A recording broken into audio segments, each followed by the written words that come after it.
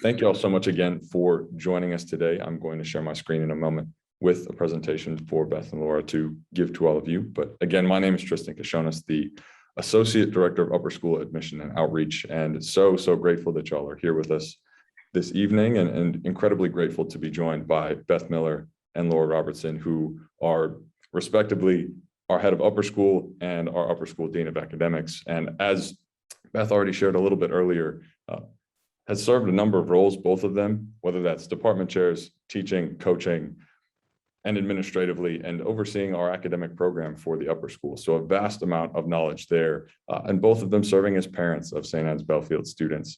Beth having joined us in 2000 and Laura in 2002. So just a wealth of knowledge here. And with that, I will turn it over to the two of them and share my screen so that all of you are able to see the wonderful presentation they've put together for y'all this evening.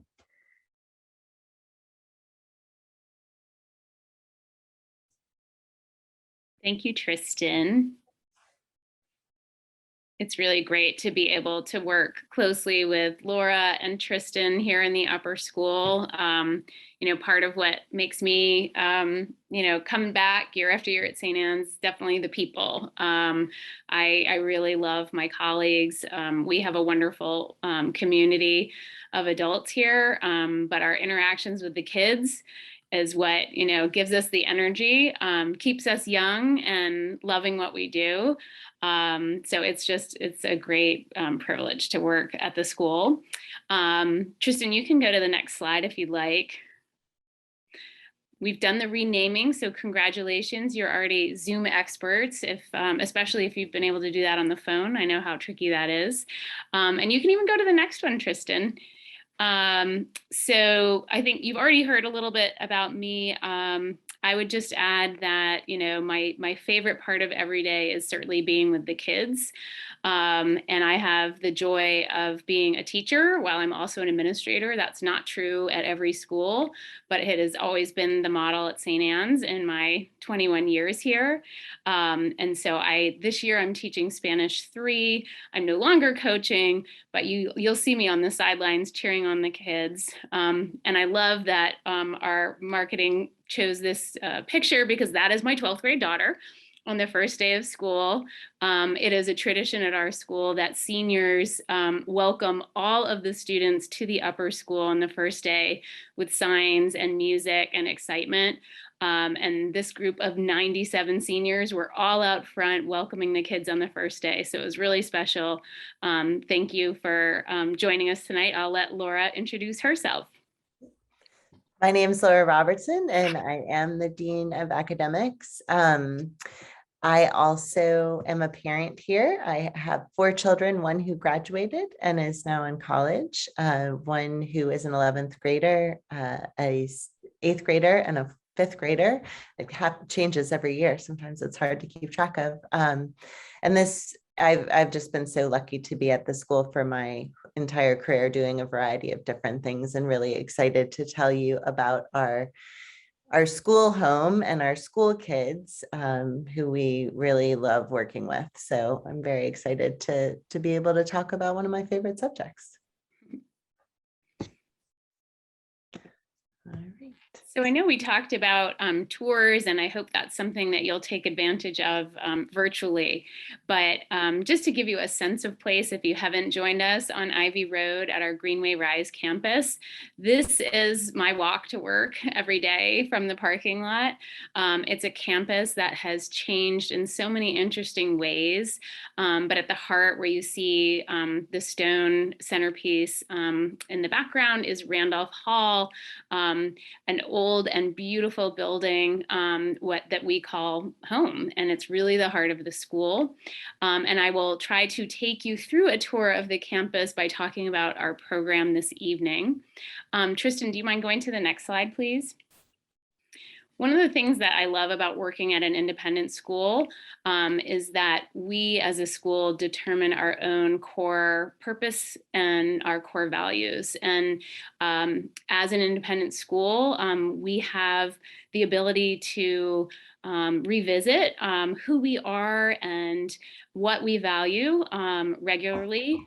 Independent schools engage in strategic planning processes, typically every 5 years. And for me to have been part of the group of parents, students, alums, colleagues, board members who came up with this statement of who we are and the work that we do, as well as the core values that guide our work, was just an amazing process to be part of.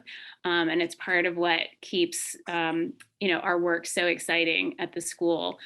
Dr. Graves mentioned agency. That is something that we believe in fully, and I hope you'll hear how agency translates into the upper school curriculum, as well as some of the decisions that we make as teachers in terms of turning over the learning to the kids. It's so important for us to incorporate their voice and their choice into their pathway through the upper school. You can go to the next slide, please, Tristan. Awesome. And I'm going to talk a little bit about one of my favorite parts of our program. The advisory program in the upper school is really a unique part of what we do, because we believe so passionately that every child should be known well, that anonymity is kind of the opposite of education.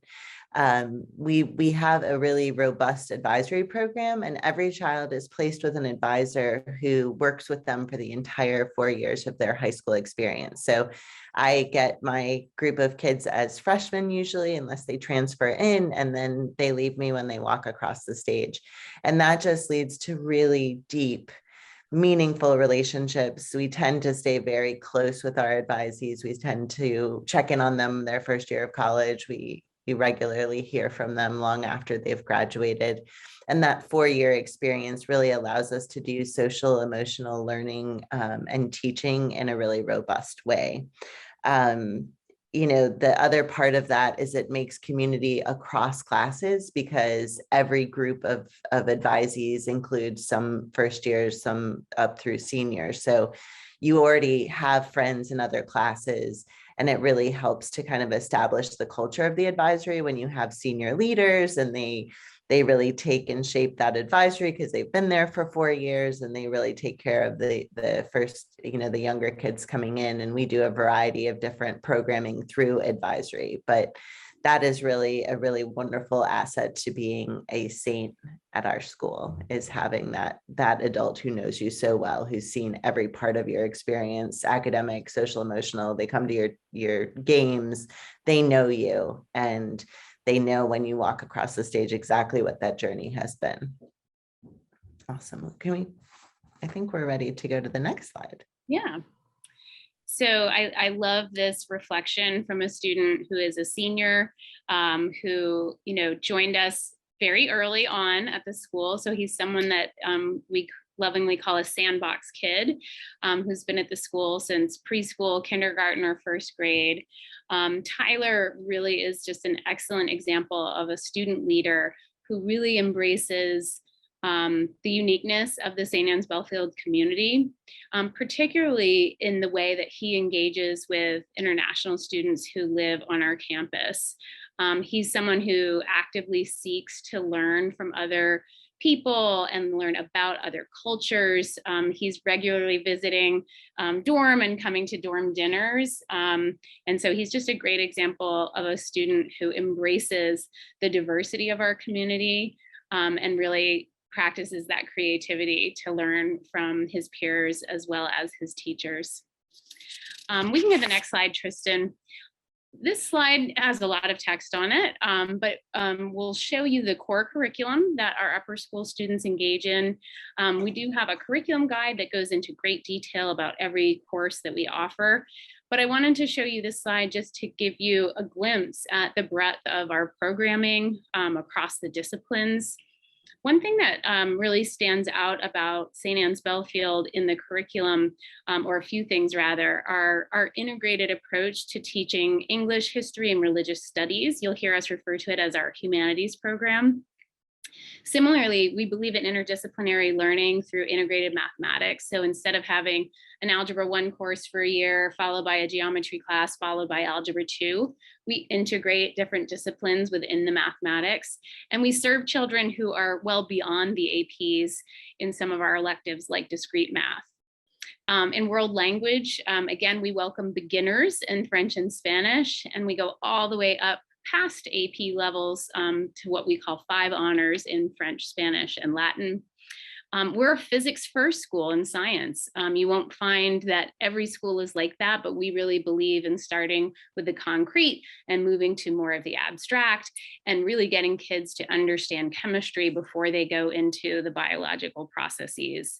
And it's very exciting that some of our seniors in the senior seminar program are actually the only high school students in the country working with an endangered species of mussel that lives in streams here in Charlottesville. Our computer science program is excellent. Some of our ninth graders who are just beginners also take the AP. It's an AP optional course, which is also something unique about our school. And you can see that kids at our school engage in 18 or more arts classes, so very robust offerings, in addition to our SEL focus on life and study skills for 9th graders and new 10th graders. AP courses, we offer them. We don't offer all of them. We're very selective in terms of offering those that align with our mission and values. But we also have students who pursue APs on their own. They may not take a class, but they will study on their own. They will get support and guidance from teachers here at the school, and they do quite well on those exams. Next slide, please, Tristan.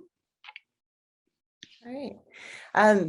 So you can probably see we do emphasize the interdisciplinary and integrated curriculum, and you can see that even in our computer science program, where they're often soliciting projects from outside of the classroom, and you could see kids doing a humanities project using their computer science skills. We very much believe in letting kids understand that things don't belong in boxes, that skills can be applied cross-curricularly, because that mirrors our life. We also really have a growth mindset when it comes to where kids are currently and where they can go. And so we believe in earned honors options. We believe that a 9th grade child's grade at the end of one year shouldn't dictate their horizon of expectations for the next. And so we often enable in our humanities classes, in some of our science classes, some of our arts classes, the ability for a kid to opt into honors, to pursue a higher level of work. And that has been incredibly successful for us, because we all know how quickly children change, especially in high school. We also see the culmination of some of that integrated interdisciplinary work in our senior seminars and our capstone program. So our senior seminars are these really interdisciplinary, amazing classes, whether it's, the kids who are at the river trying to save an endangered species, or my kids in 21st century citizenship who argue a current Supreme Court case in front of a dean at the law school, or people who are doing biotech, or sometimes we have a theater arts one where they're building everything for the production and also creating their own theater company.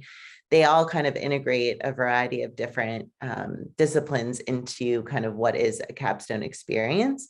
And then we also believe in agency, and that sometimes our kids know best what they should really spend their time on. And so we have a very robust independent study program that is mainly occupied by our 10th and 11th graders. And then the capstone program allows children to design their own class, to ask their own essential question.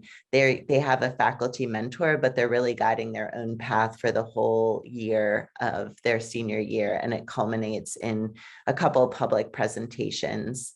Beth talked about life skills and study skills. We know that when kids are in the 9th grade, they really need kind of a basic and foundation in how to learn and to know themselves as learners. And that's really what our study skills program provides. And then life skills does some basic, health and how to live a healthy and well-balanced life. We also have a really incredible intensives program. And I think that's the next slide, if you would flip forward. So our intensive program is currently in May. It has been at different times of the year, but really what it is an opportunity for kids to dig deeply into one single class and experience during a whole day. And so pre-COVID, this involved a lot of field trips, a lot of meeting with people outside of the school, bringing a lot of guest speakers in. There's a whole range of opportunities for kids, whether they're doing outdoor leadership and prepping for a pretty intense camping trip, or they're riding a bike for many, many, many miles, even during the rain, or doing something in terms of marine biology and going and studying at a lab in Maine. These are all opportunities that are available for our kids. And it really encourages them to dig deeply and to take ownership of their learning experience. And those are opportunities that our kids really thrive during. I will pass it back on to Beth. Thank you. And I'm mindful of the time. I want to make sure we save time for questions, but I'd love to talk a little bit about athletics and wellness. So athletics, wellness, intensives, clubs, chapel program, leadership program, all of this is part of our co-curricular programming. Some of the pictures you see here are from Open Mic Night, a student organized, gathering to show off talents ranging from guitar playing to singing to poetry reading. So we love putting the kids in the driver's seat and letting them organize events that they're passionate about. And alongside them are the adults helping show them the way on how to organize and how to lead a successful event. We do a lot of outdoor work, especially in the time of COVID, outdoor chapel, outdoor open mic nights, and of course with our residential life program, lots of fun outdoor activities right here on campus. And on the next slide, you'll see just a little bit more about the athletic programming. Obviously, we have a wide range of opportunities in athletics, but also if you're interested more in outdoor fitness or outdoor leadership, yoga, racket sports, our kids do so much. Many of them also get involved in community or club teams, and we allow for that through non-school sponsored activities. In October, we run a health fest. Again, very much student run in terms of programming that they pick sessions to attend over the course of half of a day. We bring in a keynote speaker, and it's an opportunity to pause and reflect on our health and well-being. And I know Laura knows this well, but clubs this year have been hugely popular. I think last year, after feeling so disconnected from one another and having to live in very separate spaces, for us to be able to revitalize the club culture has been awesome. We saw 46 kids promote different clubs that they're passionate about. And so those have just started this week, and it's really been an exciting moment in the life of the upper school. We have some great other pictures on the next slide, or the next two slides, that I just want to touch upon briefly. And that is to say that we are very much a part of a whole school community where we're each recognized individually for our strengths and talents and what we bring to the school. And the school then in our daily schedule provides structure for us to gather together. So we have community meeting on Mondays, we engage in forums on Wednesdays, and chapel on Fridays.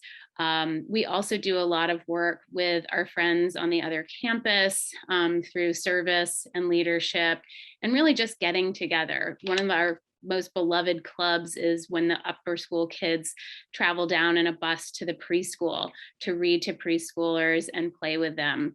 It's a really joyful moment and something that I think both the littles and the bigs really enjoy so much.